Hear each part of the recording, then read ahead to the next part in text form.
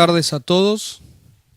Les quiero agradecer a los presentes la presencia y muy especialmente a la gente que se comunica y se comparte con nosotros la tarde en forma remota.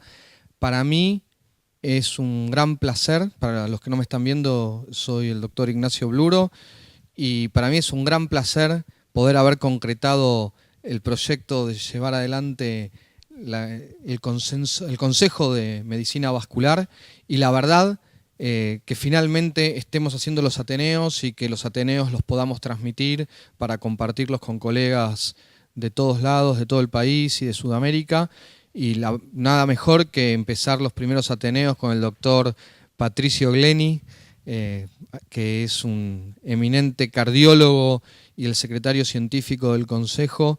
Así que, Patricio, la verdad que te agradezco muchísimo la predisposición y con este calor y en enero haberte puesto la camiseta para preparar el caso, y muchas gracias y damos lugar a tu Ateneo.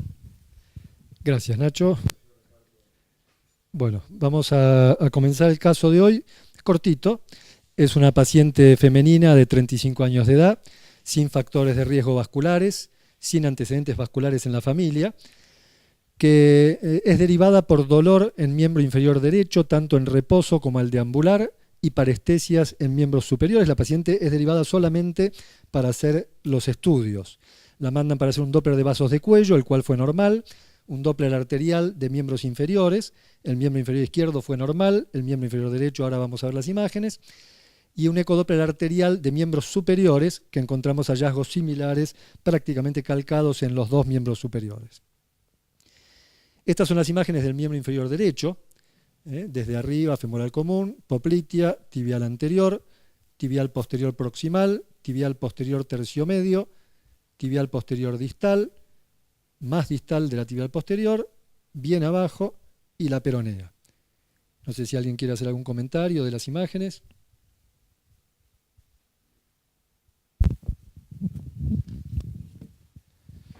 Bueno, en la parte superior el flujo parece normal y llama la atención y contrasta con las imágenes en la parte inferior, y me llaman la atención esas dos imágenes que hay en el medio, esa escarapela, diría, ¿no? Que está en el medio de la arteria. Me llama la atención, me recuerda, es una imagen que me recuerda, pero vos dijiste que no tenía ningún antecedente, una imagen de un pseudoaneurisma en un paciente con endocarditis que hacen aneurismas micóticos, paciente con una endocarditis, un paciente indigente que no había sido tratado, y que está descrito históricamente una tasa de que los pacientes con endocarditis se morían por aneurismas micóticos que se rompían. Cuando se van liberada la endocarditis es dejada la libre evolución, y que me recuerda un poco esa imagen a eso, pero vos dijiste que no tenía nada de eso, así que... No refirió ningún antecedente previo, era una paciente bastante corta de comentarios en el interrogatorio inicial. Eso, perdóname, esa imagen, el vaso está en forma longitudinal. Acá venimos, no, todo normal, como dijo Nacho, todo el eje femoropopliteo y tibial anterior, peronea, todo flujo normal. Tibial posterior arrancamos con un flujo de baja velocidad, no llega a 20 centímetros y alta resistencia, como si fuera un flujo preoclusivo. Acá estamos en una imagen longitudinal del vaso, acá lo mismo, la parte proximal, la parte distal, con esta imagen que describían recién en el medio, ahora la vamos a ver en movimiento, y esto es después de estas imágenes, ¿sí? Vamos a poner la siguiente, esto es bien proximal, la tibial posterior, el flujo viene por acá, acá tenemos tibial posterior tercio medio, esta imagen que veíamos ahí, tibial posterior distal, otra imagen similar, y después de eso, esta imagen rellenando la tibial posterior. Claro, exacto. Acá fíjense que tenemos mucho color en el tejido celular porque está con mucha ganancia para buscar flujos de baja velocidad. No encontramos flujo ni por delante ni por detrás de esta imagen. Seguimos efectuando en el miembro superior y nos encontramos con algo parecido. Radial tercio medio, eje longitudinal, esta imagen ahí en el medio. Radial distal, otra vez lo mismo. De vuelta con ganancia bien aumentada, nada de flujo de baja velocidad dentro de la arteria. Ahí ven como teníamos uno acá, me voy para abajo y vuelve a aparecer otra imagen similar. La vena no me acuerdo, no la busqué en ese momento, pero eso está dentro de la arteria. Mi pregunta Dentro de la arteria. es, ¿dónde está la vena? Por ejemplo, para saber la relación de eso con las estructuras vasculares. Eso está dentro de la arteria. Está dentro de la arteria, acá tenés una de las venas. Acá abajo, acá tenés un poquito incluso de color azul. Mirá. Acá tenés vena, acá tenés arteria y esto está dentro de la arteria bastante agrandado. Paso nuestro siguiente fue, viendo estas imágenes, reinterrogar a la paciente. Nunca te hicieron nada, nunca te hicieron ningún procedimiento invasivo. Perdón, antes que eso vimos la cubital.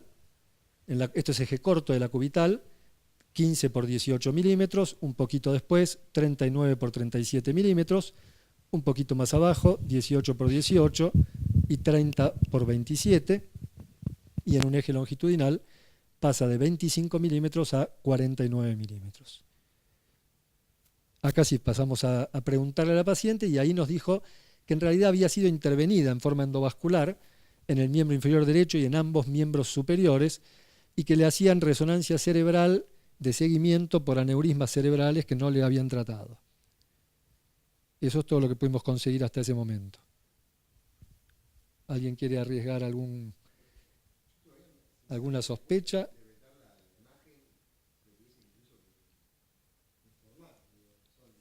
La imagen en realidad terminaron siendo oclusores. Son como si fueran Amplatzer. ¿Ves que son imágenes como si fueran en beso, como se vería un Amplatzer? También eran aneurismas distales de la Eran aneurismas tratados con oclusores.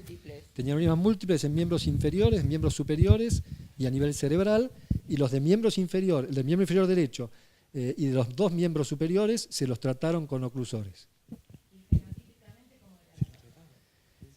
Pero fenotípicamente era una paciente, no era marfanoide, era una paciente más bien petiza, flaca, de tez morocha, pero no tenía ningún hábito que hiciera sospechar un síndrome marfanoide. Interesante. ¿Antecedentes familiares? Nada.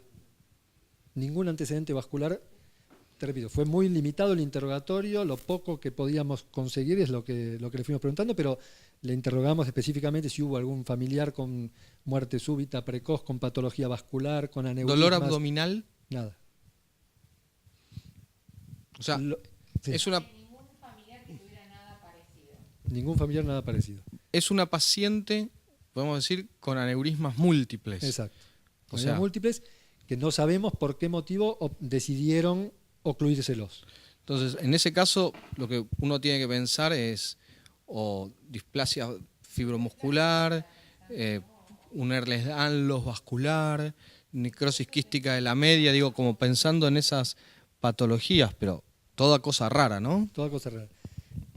Pensando que tiene un fenotipo normal que no te llamó la Fenotipo no atención, llamó la atención. pensaría más en algo de fibrodisplasia. Claro. Habría que ver si tiene algún tipo de patrón en collar o arrosariado en alguno de los territorios donde ha tenido esto. Después ya son todas cosas demasiado más raras, Demasiado de congestionado. enfermedades del tejido conectivo, pero son mucho más infrecuentes. Lo que conseguimos finalmente cuando se fue es que nos diga que tenía en su casa anotado un diagnóstico que le habían dado, que no supo decirnos cómo, se lo habían dado con qué método, pero que logró mandárnoslo y terminó siendo un Ehlers-Danlos, un síndrome de Ehlers-Danlos, por lo que ella nos contó. ¿Sí? Un poco como resumen de actualización del Ehlers-Danlos, bueno, los síndromes de Ehlers-Danlos han ido cambiando de nomenclatura a lo largo del tiempo. Se lo llamó originalmente estatus disvascular en el 36, acrogeria familiar en el 40, síndrome de Sack-Barabas en el 67, y Ehlers-Danlos tipo 4 a partir del 79 y posteriormente Ehlers-Danlos vascular directamente. Claro, actualmente se sabe que son un grupo de síndromes que afectan el tejido conectivo, que pueden ser heredados, que tienen variados efectos y variadas causas, generalmente caracterizados por hipermotilidad de las articulaciones, hiperextensibilidad de la piel, fragilidad tisular y afectan tanto hombres como mujeres de cualquier raza y cualquier etnia. Se los clasifica actualmente en 13 tipos. El cuarto es el Ehlers-Danlos vascular, que se hereda en forma autosómica dominante, vinculado en la mayoría de los casos con el gen COL3A1, más raramente con el COL1A1. Es una forma rara, es el menos del 5% de los Ehlers-Danlos y grave del síndrome por mutación del gen que se transmite en forma autosómica dominante. La mitad de los casos se heredan de un familiar con la patología y la otra mitad no. Son casos de novo, como en este caso, que no refería a ningún antecedente familiar. Ese gen codifica la proteína que ensambla el colágeno tipo 3, el cual brinda estructura y resistencia al tejido conectivo.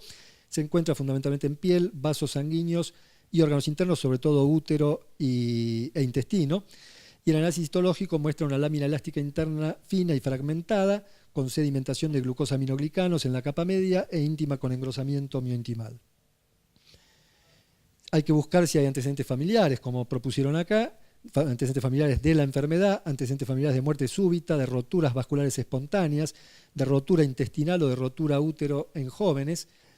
La característica física, como comentaban, suele tener una apariencia peculiar, en este caso una apariencia de cara más bien triangular, con ojos saltones, labios finos, piel fina y frágil, pies y manos avejentadas, hipermotilidad de las articulaciones. Suelen hacer desgarros de tendones, desgarros de músculos, venas de pies y manos protruyentes y dolorosas, con predisposición a la rotura vascular espontánea, dificultad en la curación de heridas, neumotórax espontáneos hasta en el 12% de los casos, fístula carótido cavernosa, tienen insuficiencia venosa con grandes venas varicosas, y el test genético de análisis de la secuencia del COL3A1 en un laboratorio confiable permite identificar la variante patogénica en más del 89% de los casos. La complicación más seria es la rotura de las arterias dilatadas y de las vísceras. Se reporta el intestino en 25 a 30% de los casos y el útero en el embarazo en 2 a 5% de los casos. La mayoría presenta complicaciones serias antes de los 40 años. El 25% en esta publicación del New England del 2000 tuvieron rotura vascular o visceral a los 20 años y el 80% a los 40 años, con una supervivencia media de 48 años, y se han reportado mayor riesgo de muerte súbita, sobre todo en varones menores de 20 años, por rotura vascular. La expectativa de vida es de 49 años para los hombres y 53 para las mujeres, si bien el rango va de los 20 a los 80. No hay recomendaciones publicadas de tratamiento específico para esta patología, solamente hay pequeñas publicaciones que reportan una elevada morbimortalidad y sugieren en general evitar en lo posible los procedimientos invasivos. Como recomendaciones generales podemos decir que se debe crear un team de cuidado en el que participe el clínico, el cardiólogo, el cirujano vascular, el cirujano general, un genetista y un psicólogo, si es posible en un centro con experiencia en este tipo de patologías. Mantener el contacto con centros médicos universitarios, nacionales o internacionales con experiencia en Ehlers-Danlos, explicar al paciente y a la familia un protocolo de cómo actuar ante una emergencia. Es útil que lleven un documento, una tarjeta de emergencia consigo, con el diagnóstico y a dónde acudir. Evitar obviamente deportes de contacto, actividades isométricas. Identificar potenciales complicaciones antes que ocurran. Para ello se puede hacer seguimiento con imágenes anualmente de aorta y del árbol arterial, tanto por Doppler como por resonancia o por angiotomografía. Tratar de evitar la angiografía invasiva. Mantener la presión en un rango normal bajo. Un tratamiento agresivo de la hipertensión. Si se embaraza, hacer un seguimiento por un team de alto riesgo. Dado que no hay hallazgos específicos predictores de rotura intestinal, que es la otra complicación importante, no hay beneficio en la evaluación gastrointestinal invasiva de rutina. Las disecciones arteriales en general no requieren intervención. La rotura arterial requiere reparación urgente, obviamente, por cualquier método disponible. Como decíamos, no hay guías ni recomendaciones directas para la reparación electiva de los aneurismas arteriales en el Ehlers-Danlos, y la decisión en cada caso se basa en la evaluación riesgo-beneficio individual. Y en caso de insuficiencia venosa crónica, en general hay que evitar la cirugía, que suele ser muy traumática en estos pacientes, y preferible hacer los tratamientos endovasculares o el FOAM. ¿Algún comentario? Muy interesante. Yo te planteé Ehlers-Danlos porque yo tengo dos pacientes con Ehlers-Danlos vascular. Uno tiene un hábito levemente marfanoide, el otro no.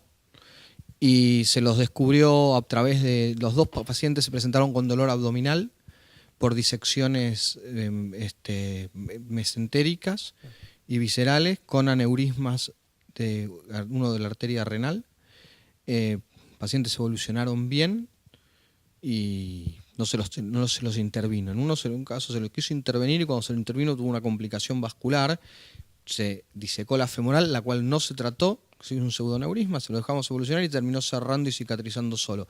Y todo lo que vos dijiste, tal cual, o sea, es la forma más rara de leerles Danlos, es muy rara, tiene una mortalidad muy importante y lo que se recomienda es no tocarlos a los pacientes a no ser que estén sintomáticos, porque el riesgo de complicaciones vasculares inducidas por el tratamiento también es muy importante. Es realmente... Lo poco que he publicado es eso, apunta justamente a eso. A los franceses invasivo. tienen muchas... Hay algunas publicaciones actualmente que empiezan a reportar algún éxito, pero en general se tiende a ser más conservador. En Francia se hace el test genético, en Estados Unidos también, en Nueva York, pero realmente es una patología extremadamente rara y que los pacientes... Yo los 2 pacientes que vi los conocí complicados y los estoy siguiendo, uno lo vi hace un par de semanas, y está bien, pero muy interesante. No pudimos conseguir ningún dato de por qué decidieron ponerle el tratamiento a los aneurismas. Eso no hubo forma. Porque al principio tampoco tenían muy en claro el diagnóstico, ¿no? Porque en realidad uno lo piensa cuando aparecen aneurismas en lugares raros, o sea, que tenga varios aneurismas en el cerebro no sería tan raro, pero que empiece a tener en miembros inferiores y miembros superiores, tiene que empezar a pensar que ahí hay una enfermedad arterial, o tiene una fibrodisplasia con aneurismas múltiples, o tiene alguna de estas variantes.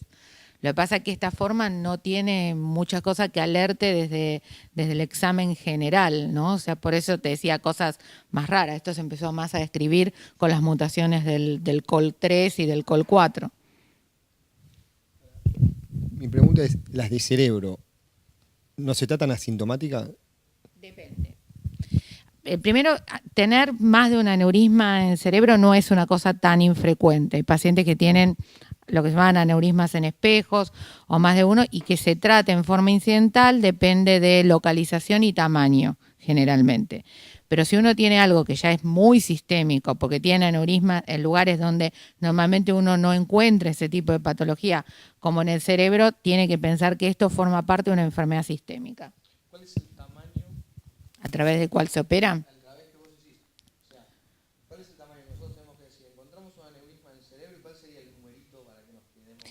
En general, si son del circuito anterior, arriba de los 7 milímetros en forma incidental, y si la localización no torna que el procedimiento quirúrgico sea de alto riesgo, uno recomendaría tratarlos en forma incidental, ya sea o por vía quirúrgica o por vía endovascular. Eso depende de la accesibilidad para uno u otro método.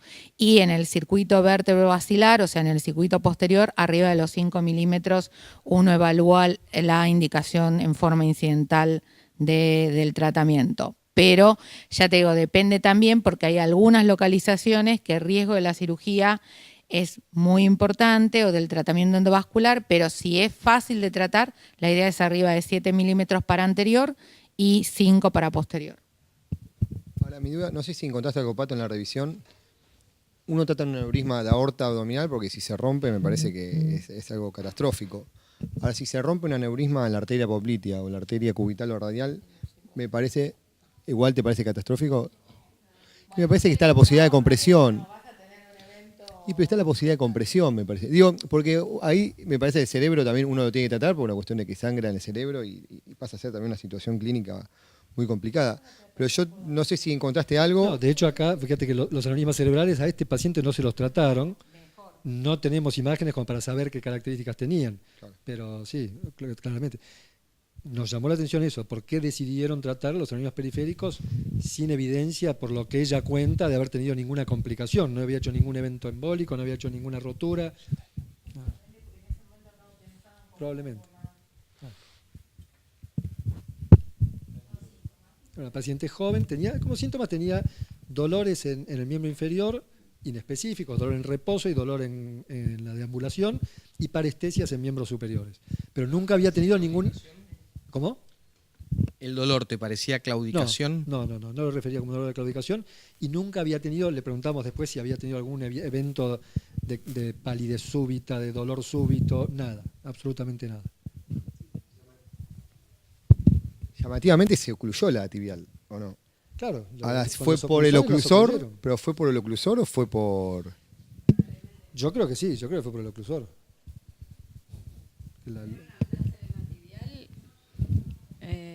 Lo más probable es que se tape. Claro. Ya con la pared que le queda del Amplatzer le tapa el diámetro. Bueno, aprovechamos para comentarle a todos los que están conectados por vía web que el miércoles 9 de mayo vamos a hacer el segundo simposio de medicina vascular de 17:30 a 21 horas aquí en el auditorio de la SAC. No sé si hay alguna pregunta que hayan mandado por internet. Bueno, y los invitamos a seguir participando todos los segundos jueves de mes en estos Ateneos, a partir de las 20 horas, tanto presencial como por vía online.